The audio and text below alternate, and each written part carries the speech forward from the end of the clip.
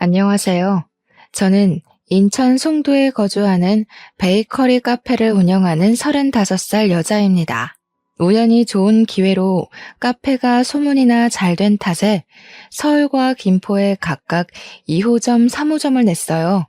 남편은 대기업 마케팅팀 5년차 사원으로 근무하고 있는데요. 올 연말까지만 근무하고 저와 같이 카페 사업을 하기 위해 퇴사 예정입니다. 원래는 저 혼자 운영을 했는데요. 규모가 커지고 육아를 병행하며 하려다 보니 혼자는 버거워서 시아버님과 남편이 도와주기로 했거든요. 오래간만에 비가 와서 그런지 손님도 별로 없고 한산하네요.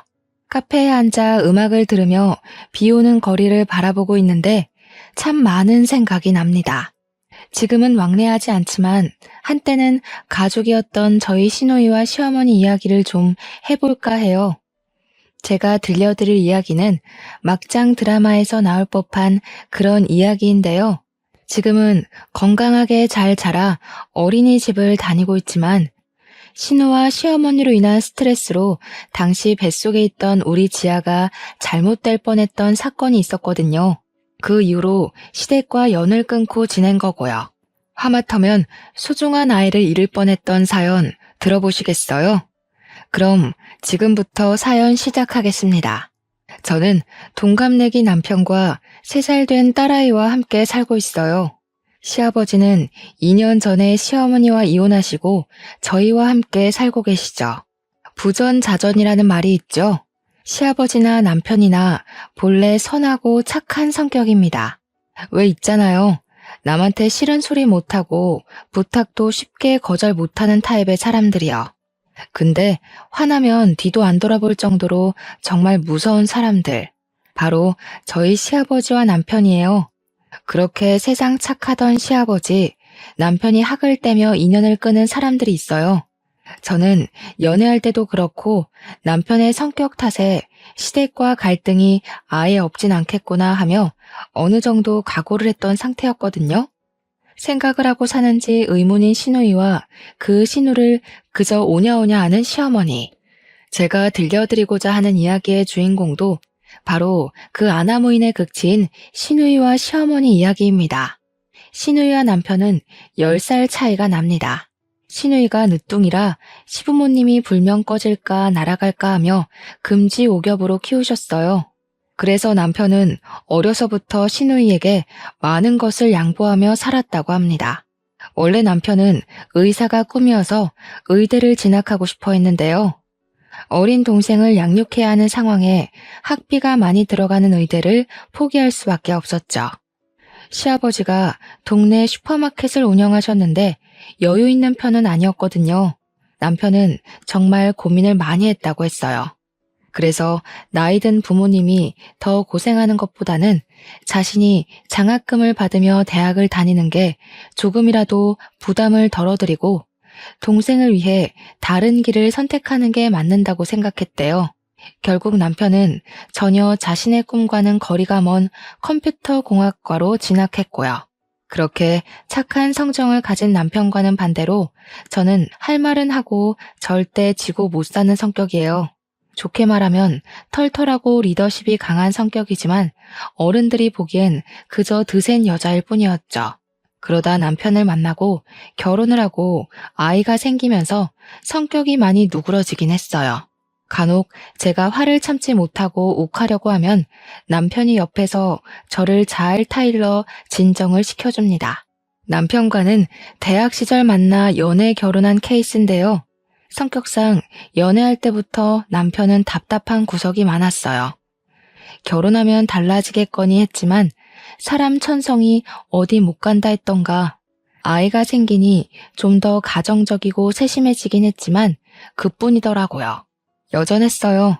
그래도 서로 쿵짝이 잘 맞은 덕에 10년 가까이 연애하고 지금까지 잘 살아오고 있는 것 같아요.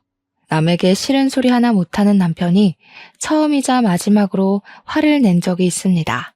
제가 시누이랑 시어머니 때문에 스트레스를 받아서 아이를 유산할 뻔했던 적이 있다고 했죠. 그때 저랑도 한 번도 싸운 적 없는 남편이 시누이와 시어머니께 불같이 화를 내더니 그 길로 바로 시댁과 연을 끊더라고요. 그때 처음으로 남편의 화난 모습을 보았는데 저런 면모도 있구나 하고 놀라기도 했지만 한편으로는 그동안 많이 참아왔구나 하고 안타까운 마음이 들었답니다. 살면서 그렇게 화를 내는 모습은 처음이었거든요. 그래도 부모와 자식의 천륜지간인데 스스로 그걸 끊어냈으니 본인이 말하면서도 얼마나 가슴이 미어지고 아팠을까요?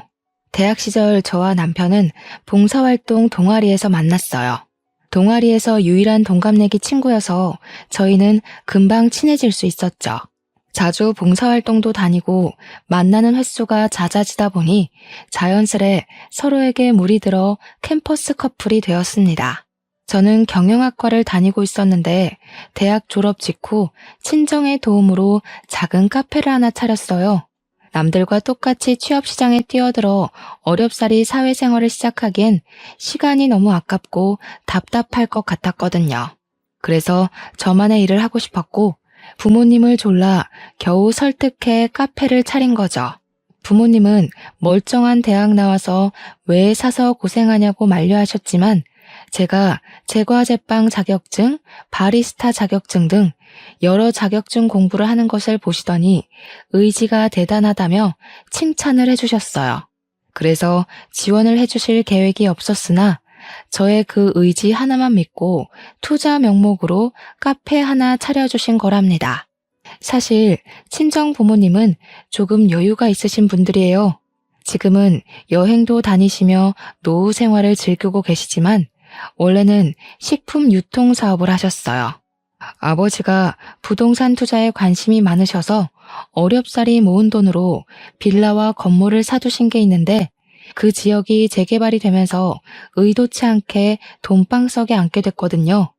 일을 하지 않아도 적당히 먹고 살 능력도 되실 뿐더러 최근에는 건물을 하나 더 매입하셨고 그 건물에서 나오는 월세로 행복한 노후를 즐기고 계십니다. 10평 남짓한 작은 공간으로 시작한 제 카페는 지금은 많은 유명세를 탔지만 처음에는 한 달 매출이 150만 원 정도로 정말 미비한 수준이었어요. 이 상태로라면 과연 몇 개월이나 버틸 수 있을까 했던 시절이었죠. 제대로 준비를 한 상태에서 차린 게 아니어서 그런지 홍보도 제대로 안 됐고요. 밤낮 바뀌어가며 잠까지 포기하고 메뉴 개발에 총력을 기울였어요. 카페 인테리어를 요즘 젊은 사람들 트렌드에 맞춰 심플하게 바꾼 것도 한몫했었죠. 조금씩 빛을 발하기 시작한 건 남편과 결혼을 한 이후부터였어요. 29살이 되던 해 가을날 오랜 연애의 마침표를 찍고 남편과 저는 결혼을 했어요. 저와 남편만 좋으면 그만이다 생각했는데 의외로 많은 어려움이 있더라고요. 결혼을 하는데 파혼 이야기까지 나오며 많은 우여곡절을 겪었거든요. 원인은 바로 시누이와 시어머니 때문이었습니다. 파혼 생각할 정도로 분위기가 정말 좋지 않았어요.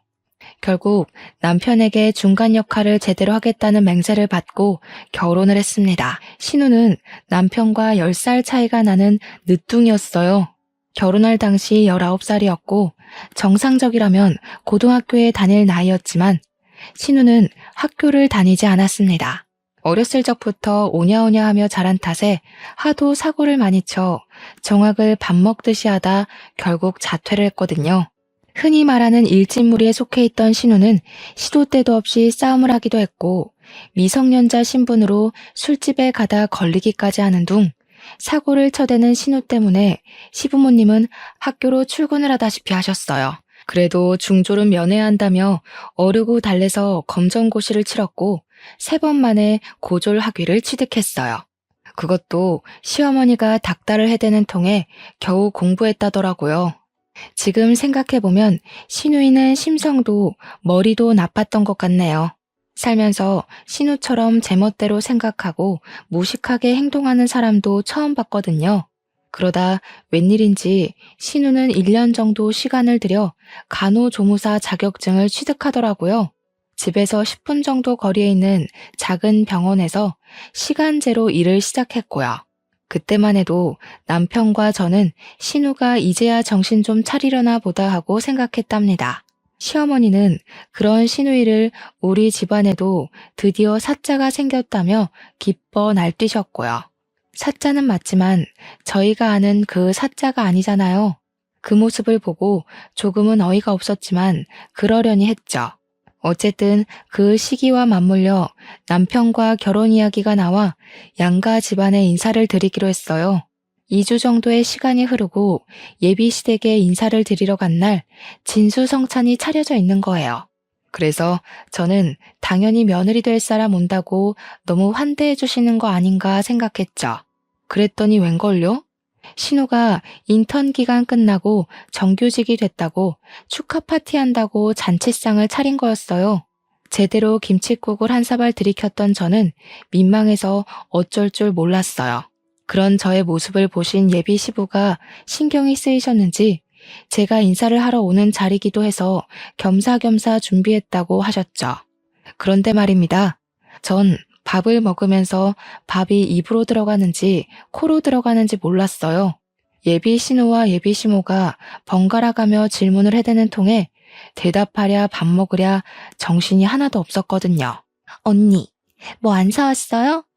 나 정직원 된 기념으로 선물 사온 거 없냐고요. 세상에, 오빠, 여자친구 센스가 없어도 너무 없다. 우리 엄마 센스 없는 여자 싫어하는데 점수가 벌써 깎였네? 언니, 이럴 때 점수 좀 따는 거예요. 예, 너는 우리 윤우랑 결혼할 생각이면 미리미리 준비를 했어야지. 카페 운영한다고 했나? 그거 뭐 얼마나 되니?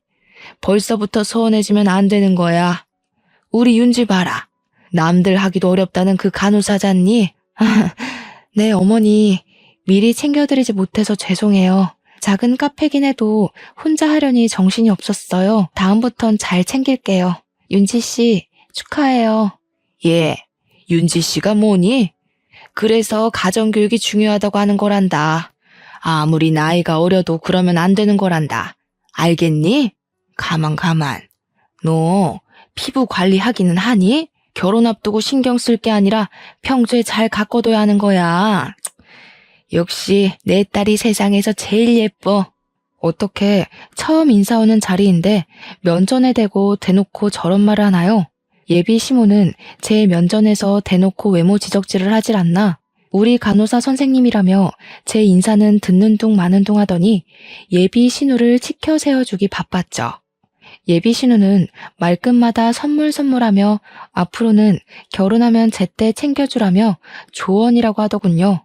남편은 어쩔 줄 몰라 하며 그저 난감해 할 뿐이었고요. 그렇게 찝찝한 마음으로 인사를 드리고 늦은 저녁이 돼서야 나왔습니다.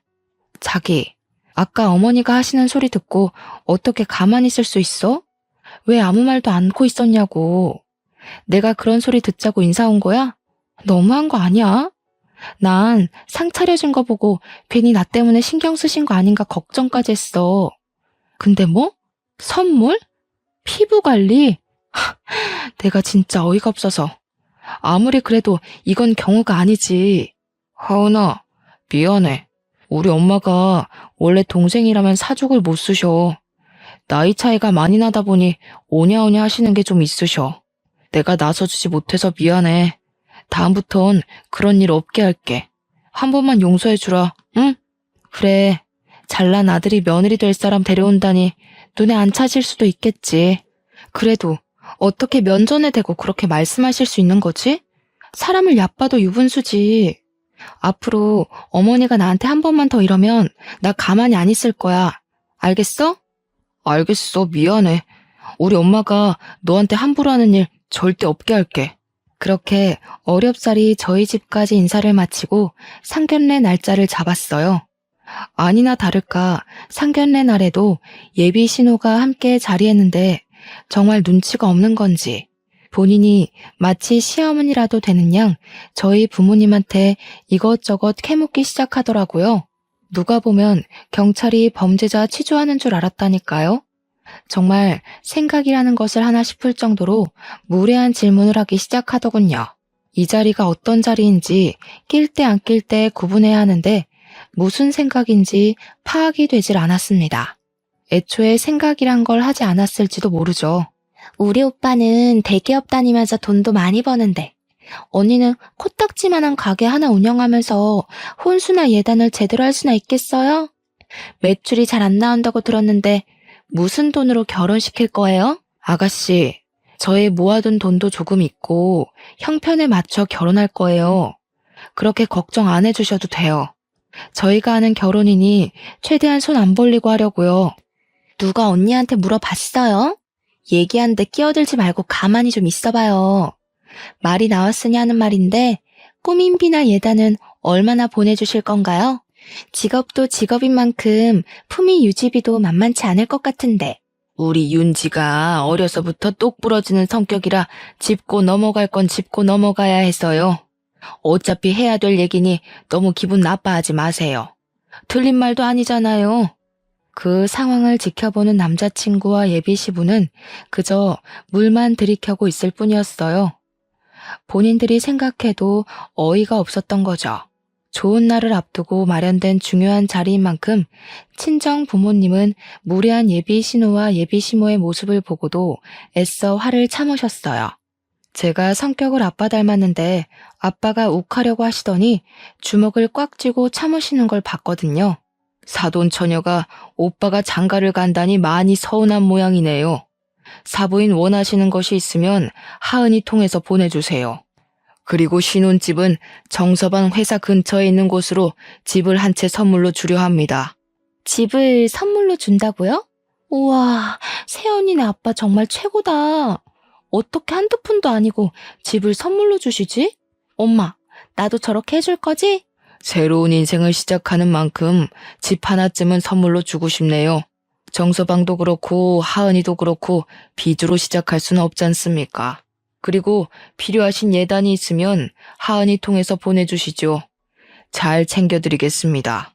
사도는 이야기가 잘 통하는 것 같아서 다행이네요. 그럴수록 혼수나 예단은 넉넉히 해오셔야 되는 거 아시죠? 어디 하나 빠지지 않은 우리 아들 데려가려면 그 정도는 각오하셔야 하는 겁니다. 아시겠어요? 솔직히 저는 인내심이 한계에 이르러 그 자리를 박차고 나오고 싶었어요. 저와 제 부모님이 그런 소리를 들을 이유는 없잖아요. 제가 작은 카페를 한다고 돈이 되냐며 무시를 하지 않나? 첫 만남 때도 그래요. 제 외모 지적질에 신우 선물 안 사왔냐며 훈수를 두는 것 하며 뭐 하나 마음에 드는 게 없었어요. 결국 상견례가 끝나고 남자친구와 크게 다투게 되었죠. 자기야, 진짜 너무한 거 아니야? 저번 인사 때도 그렇고 오늘이 어떤 날인데 아가씨가 나서? 왜 아무 말도 안 하고 꿀먹은 벙어리처럼 행동하는 거야? 내가 이런 수모 겪으면서까지 너랑 결혼해야 돼? 하은아, 좋은 게 좋은 거라고 그러려니 하고 넘어가면 안 될까?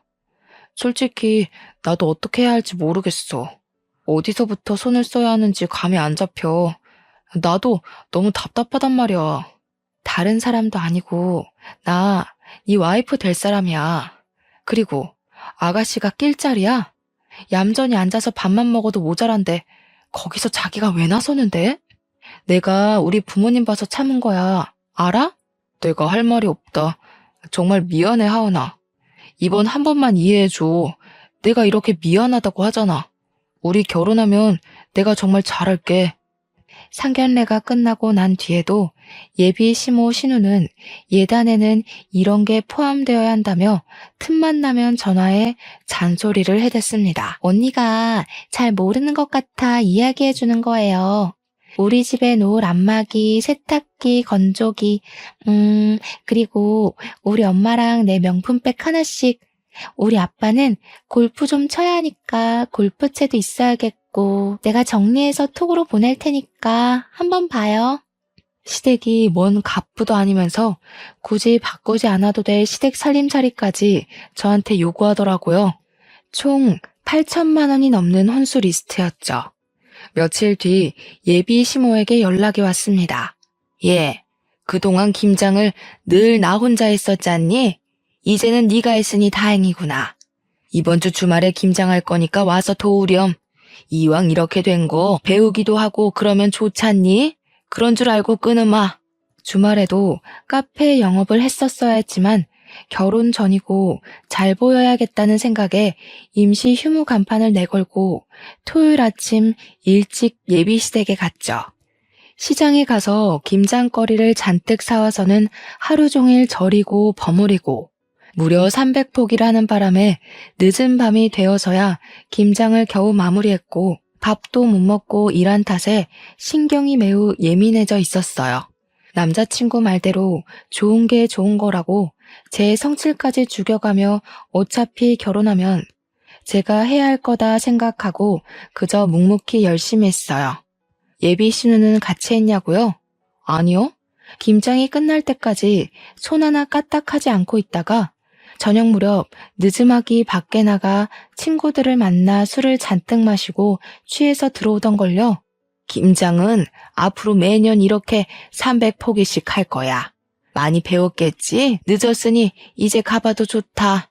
나도 좀 쉬어야겠어. 고생했다는 말 한마디도 없이 피곤해서 쉬어야겠다는 예비 시모의 모습을 보고 정말 기가 찼습니다. 하루 종일 입으로 떠들어대는 탓에 피곤할 만도 하겠죠. 저한테 이래라 저래라 여기로 옮겨라 양념 더 넣어라 제가 무슨 노예인 줄 알았네요. 어이가 없었고 힘든 게 가라앉아 정신이 조금씩 들 무렵 하루 종일 꺼놓았던 휴대폰을 다시 켰죠. 오늘 김장하는 날인 거 알았어 몰랐어? 왜 안 왔니? 어? 무슨 김장? 김장한다는 소리 못 들었는데 우리 김치 맨날 주문해서 먹었는데 이번에는 웬일로 김장을 하셨지? 그럼 지금 이 시간에 끝난 거야? 안 피곤해? 데리러 갈까? 진짜 너무하네. 결혼 전인데도 이렇게 부려먹고 인색하게 굴고 너희 집은 나를 도대체 어떻게 생각하는 거니? 내가 너희 집 종살이 하려고 결혼하냐? 오늘 고생 많았어. 내가 알았으면 같이 가서 도와줬을 건데. 다 필요 없어. 이건 정말 아닌 것 같아. 우리 이 결혼 진지하게 다시 생각해보자.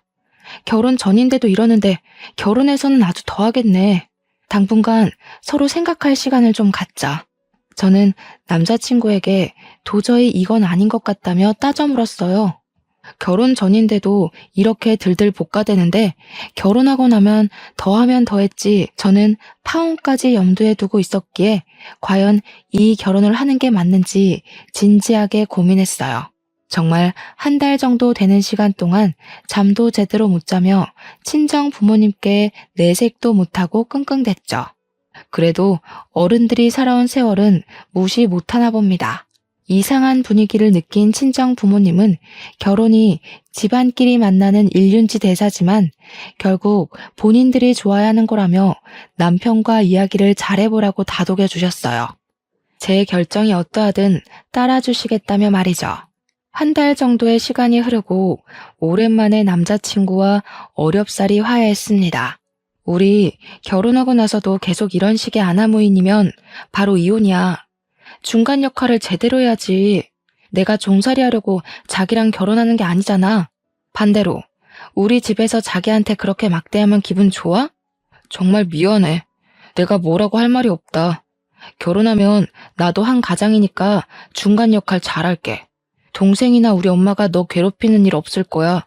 내가 아주 단속해놓을게. 그렇게 우여곡절을 겪고 결혼에 골인했어요. 남편이 저와 파혼할 뻔한 것이 충격이었는지 오피스텔과 시댁을 오가며 신우와 시어머니께 한참을 이야기하더라고요. 그랬더니 둘이서 저를 괴롭히는 일도 신우가 나대는 일도 현저히 줄었어요. 저는 약간의 안심을 했고 그렇게 1년 정도 신혼을 즐기다 아이가 생겼습니다. 아이가 생긴 뒤 행복한 미래를 생각하니 매일이 설레더군요. 그러나 평화롭게 지내던 것도 잠시 시어머니가 카페로 찾아오셨어요. 그동안 제 카페는요, 150만 원 언저리던 매출도 2배 정도 늘었고요. 단골 손님도 제법 늘어나 장사가 잘 풀리고 있던 시점이었어요. 무언가 할 말이 있어 여기까지 찾아온 게 눈에 보이더군요.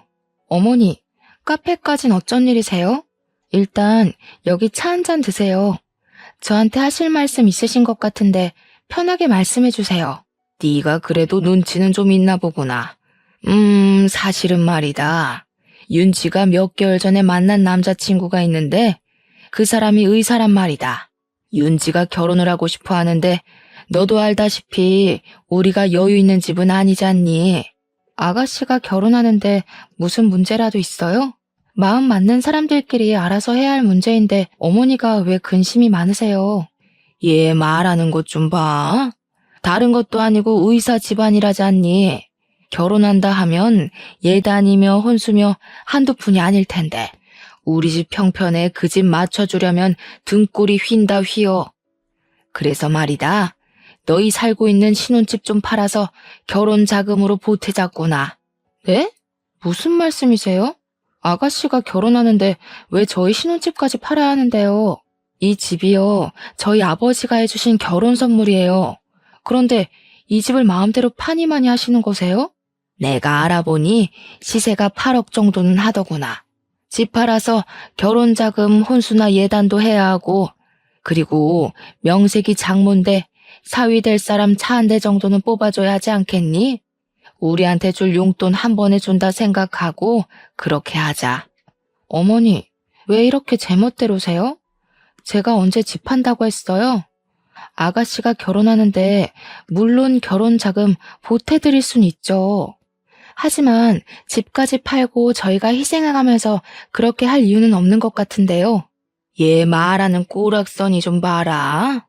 너 어디서 배워먹은 짓이야? 네 애미애비가 그렇게 가르치던? 시어머니가 이렇게 하자 하면 너는 그냥 네 하면 되는 거야. 어디서 따박따박 말대꾸야? 제가 조목조목 따지고 들자 시어머니는 표정이 확 변하더니 막말을 내뱉더라고요. 알고 보니 신우의 남자친구는 대대로 의사를 배출한 사자 집안이었어요. 신우가 간호조무사 됐다고 사짜거릴 땐 언제고 왜 이제 와서 저러는지 이해가 되질 않았어요. 간호조무사를 차별하는 건 아니지만 솔직히 엄연히 간호사와 조무사는 페이 자체가 다르잖아요? 근데 신우는 자신이 마치 진짜 간호사라도 되는 것 마냥 간호조무사인 사실을 숨기고 진짜 간호사인 척을 한 거였어요. 있어 보이는 집이라며 제 딴에는 저한테 예단으로 받은 명품으로 치장하고 다녔는데 서로 맞춰서 살아야 한다는 개소리를 했던 거예요. 당연히 그 의사 남자친구 측에서 예단을 요구했는데 감당할 수준이 아니었던 거죠. 솔직히 이거 사기 결혼 아닌가요? 직업도 속이고 집안도 속이고 시어머니 말대로 돈은 보태준다 치자고요. 결국 저도 똑같은 사람 되는 거 아니냔 말입니다. 사실 그때 당시 임신 중기가 시작될 무렵이었고 일을 계속하다 보니 컨디션이 좋진 않았어요. 병원에서는 원체 몸이 약한 체질이라 몸에 무리가 가면 안 되니 카페를 정리하는 것이 어떠냐고 할 정도였거든요. 아무튼 시모는 계속 집을 팔아 결혼 자금에 보태자며 친정이 잘 살지 않느냐고까지 하더라고요. 신혼집 턱하니 선물해주지 않았냐며 능력 있는 것 아니냐면서요. 친정까지 들먹이는 바람에 속에서 열불이 났지만 겨우 참아내며 친정 부모님과 남편에게 이야기해본다 말씀드리고 시어머니를 겨우 집으로 돌려보냈습니다. 저녁 시간이 다 되었을 무렵 이번에는 신우이가 연락이 오대요. 언니, 난데요. 엄마한테 다 들었어요. 제가 결혼한다는데 그깟 돈도 못 보태요? 자신이 결혼 못해서 인생 망하면 다 언니 책임이에요. 알겠어요? 아가씨, 뭔가 잘못 알아도 한참 잘못 알고 있는 것 같아서 한마디 할게요. 우리 집을 팔면서까지 그 집안이랑 결혼해야 할 이유가 있어요? 거짓말을 하면서까지? 당당하게 아가씨를 있는 그대로 오픈해야지. 뭐가 두려워서 거짓말 하는데요. 내가 거짓말을 하던 안 하던 그건 내가 알아서 할 일이고. 아무튼 집 팔아서 내 결혼 자금 좀 보태줘요. 하나밖에 없는 남편 동생이 시집 간다는데 있는 집에서 그 정도는 해줘야지. 안 그래요? 그런 줄 알고 있을게요. 내가 말했죠. 왜 우리 집을 팔아야 하느냐고요. 내 말 무슨 뜻인지 몰라요? 이 집 팔 일 없고 팔지도 않을 거지만 아가씨, 결혼은 아가씨가 알아서 해야 하는 거예요. 형편에 맞춰야지 욕심내지 말아요. 끊어요. 그 시어머니의 그 시누이. 둘이 연달아 말도 안 되는 말로 괴롭히는 통에 제가 스트레스를 많이 받았나 봅니다. 전화를 끊고 갑자기 배가 뭉치며 묵직한 통증을 느꼈고 저는 그 자리에 주저앉아 정신을 잃고 말았어요. 눈을 떠보니 저는 병원 응급실에 누워있더라고요. 알고 보니 카페에 있던 직원이 쓰러진 저를 보고 구급차를 불러 병원으로 온 거였어요. 병원에서는 제 휴대폰으로 남편에게 연락을 한 뒤였고 연락을 받고 달려온 시어머니는 옆에서 똥 씹은 표정으로 절 노려보고 있었어요. 남편은 일하던 도중에 저에게 달려왔고 시어머니에게 저한테 가보라고 부탁을 했던 것 같더라고요. 시어머니 표정은 내가 왜 여기에 있어야 되냐, 귀찮아 죽겠네, 딱 이런 느낌이었습니다. 저는 스트레스 및 과로로 인한 쇼크가 일시적으로 온 거였고 하마터면 아기가 위험할 뻔했다는 의사의 말에 남편은 얼굴이 굳더라고요. 무슨 일이냐 물으니 시어머니는 당연히 아무 말도 안 하고 계시고 우물쭈물하던 카페 직원이 자신이 본 것을 그대로 이야기해 주더라고요. 사실 저분이 카페로 찾아오셔서는 사장님이랑 말씀을 나누시는데 돈 이야기를 하시는 것 같더라고요. 가시고 나서 얼마 안 있다 전화를 받으셨는데 통화가 끝나고 한숨을 깊게 내쉬시더니 그대로 쓰러지시더라고요. 무슨 말씀을 나누신 건지 모르겠지만 제가 본 건 그게 다예요. 자기야, 신경 쓰지 마. 별일 아니야. 별일이 아니긴 뭐가 아니야. 아이를 잃을 뻔했다잖아. 엄마, 이 사람한테 무슨 이야기 한 거예요? 전화는 또 뭐고? 사실대로 말해요. 예, 너 지금 엄마한테 그게 무슨 말버릇이야? 나 때문에 쓰러지기라도 했다는 거냐? 그래, 내가 윤지 결혼 이야기를 좀 했다. 너희 집 팔아서 결혼 자금 좀 보태라고. 그게 그렇게 못할 말이냐? 그리고 쓰러진 게 왜 내 탓이야? 자기 몸 하나 간수 못하는 주제에 그걸 왜 내 탓으로 돌려? 남편은 제발 조용히 좀 하라며 소리치는 시어머니를 병원 밖으로 내쫓았어요. 병원 밖으로 끌려나가다시피 하면서도 저에게 삿대질을 하며 몸 관리나 잘하라고 소리치더군요. 큰 사달이 날 것 같아 카페 직원에게 더 이상 말하지 말아달라는 제스처를 취했으나 그 직원이 결국 남편에게 있는 그대로 사실을 말해버렸어요. 남편은 잔뜩 화가 난 표정으로 얼굴이 새빨개지더니 얼굴이 굳더라고요. 링거만 맞고 가면 된다는 의사의 말에 휴식을 조금 취한 뒤 남편은 아무 말 없이 저를 집으로 데려다 주더니 잠시 다녀올 곳이 있다며 나갔습니다. 그렇게 한두 시간이 흘러 곤히 자고 있는데 시누이에게 전화가 오는 겁니다. 받을 기력도 없었지만 무슨 말을 또 하려나 하고 받았죠. 글쎄 전화를 받았더니 싸우는 소리와 함께 온갖 욕설이 난무하는 거 아니겠어요? 어라? 자고 있었나 봐요? 그걸 그렇게 다 고자질하니까 좋아요? 새언니 처음부터 마음에 안 들었어. 지금 오빠 난리치고 있는데 너는 상황에서 자냐?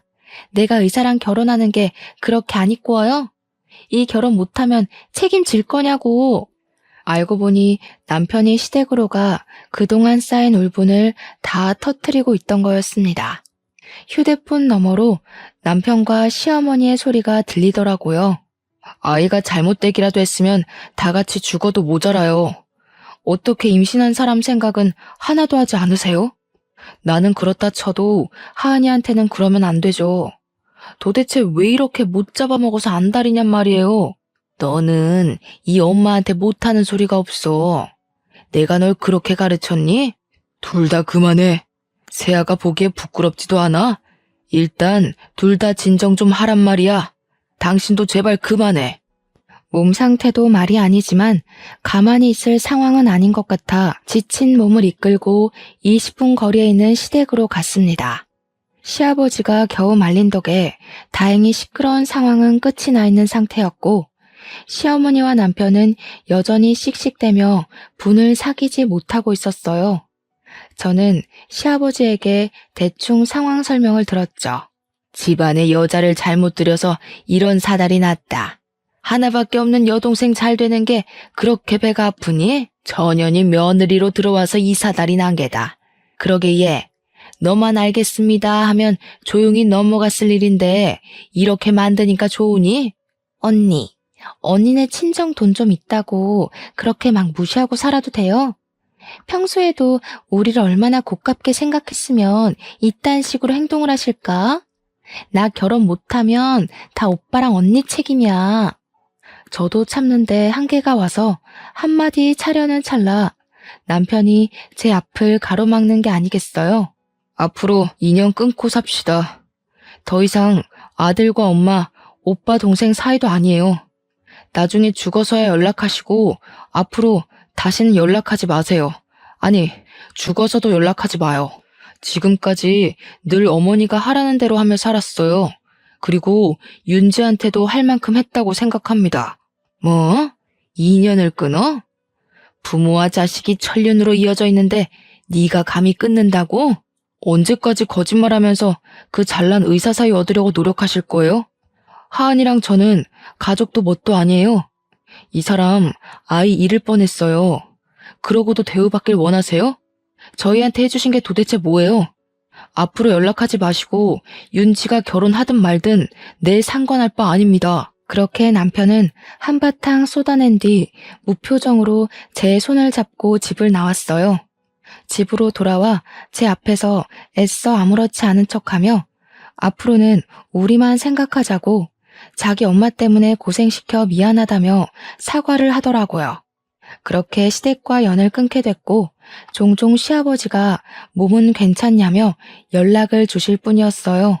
그 뒤로 시누이는 어떻게 됐냐고요? 결국 시누이는 남자친구에게 직업을 속인 것이 들통이 났고 파혼을 당했어요.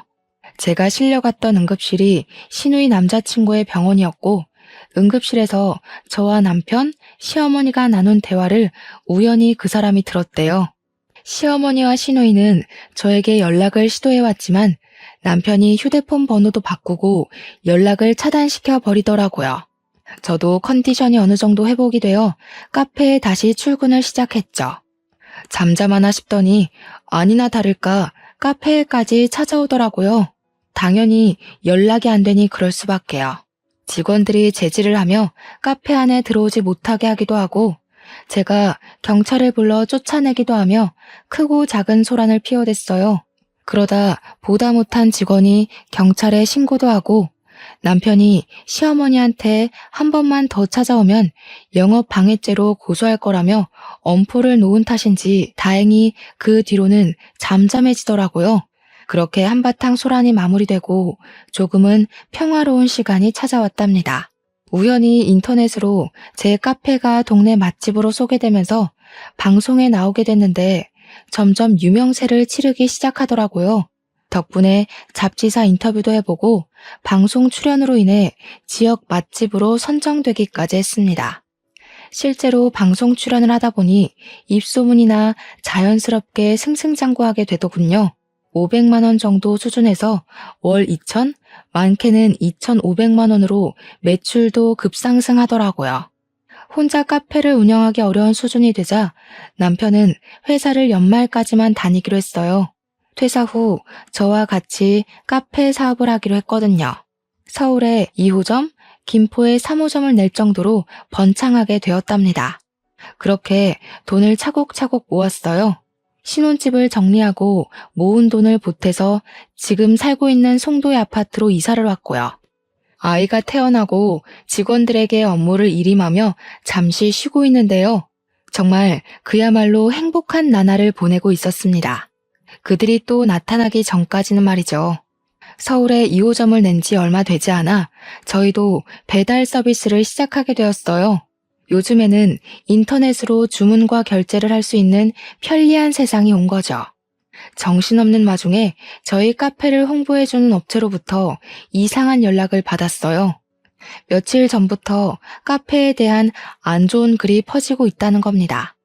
저희가 홍보하면서 손님들과 소통하는 메신저가 있는데 거기에 계속 악플이 달리고 블로그에 저희 카페에서 이물질이 발견됐다며 비위생적이라는 내용이 담긴 글들이 수두룩한 거 아니겠어요?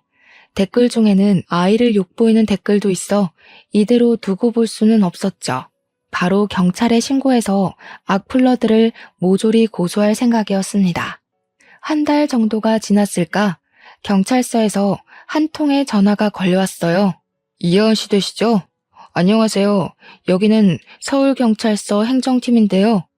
혹시 김경자님, 정윤진님과 관계가 어떻게 되실까요? 명예훼손 및 인터넷 허위사실 유포 혐의로 입건되셔서 인적 사항을 조사해야 하는데 도통 말을 하지 않아서요. 네? 저희 시어머님과 신우인데요. 도대체 무슨 일이죠? 이하은 씨가 운영하는 블로그에 허위사실 유포하고 악플 달고 이 사람들이 그 사람들이더군요. 어떻게 할까요? 귀가 조치해드릴까요? 아니요. 저희가 우선 경찰서로 가겠습니다. 확인해야 할 사항도 있고요. 직접 뵙고 말씀드릴게요. 1시간 정도쯤 걸릴 것 같네요. 남편과 같이 갈게요. 아이를 친정에 잠시 맡기고 남편과 함께 경찰서로 왔는데 시어머니와 신우가 고개를 푹 숙인 채로 앉아있는 게 아니겠어요? 시아버지도 연락을 받고 급히 경찰서로 오신 거라 했습니다. 알고 보니 시어머니와 시누이가 인연을 끊고 살게 된 뒤로 복수를 하고 싶었답니다. 그래서 댓글 알바들을 통해 루머를 퍼뜨리고 악플을 달기까지 아이를 욕하는 댓글도 있었는데 이 모든 게 시어머니와 시누이가 한 짓이라니 기가 막히더군요. 그러자 시아버지가 크게 소리치셨습니다. 난 이제는 도저히 같이 못 살겠다. 그렇게 당하고 나서 조용히 잘 사는 것 같았는데 왜 멀쩡히 사는 애들을 괴롭혀서 이 사달이 나게 해? 여보, 우리 이제 이혼합시다. 나도 참을 만큼 참았어. 도대체 어디까지 망가져야 정신을 차릴래? 이혼이요? 이혼이 그렇게 쉬워? 그리고 전현 때문에 우리 집안이 이 꼬락서니가 났는데 왜 다들 나한테만 잘못했다는 거야? 내가 창피해서 세아가 볼 면목이 없다. 하도 창피해서 동네 다니는 것도 두려워. 이제는 그딴 거 신경 안 쓰련다. 너희들이 감옥에서 썩든 말든 알아서 잘 지내. 조만간 이혼서류 보낼 테니 답변 주고. 아무리 그래도 그렇지. 아빠가 우리한테 이러면 안 되는 거야. 같이 산 정이 있지. 어떻게 아빠가 우리를 버려? 나 감옥 가기 싫어. 아빠, 나 여기서 나가게 해줘요. 응?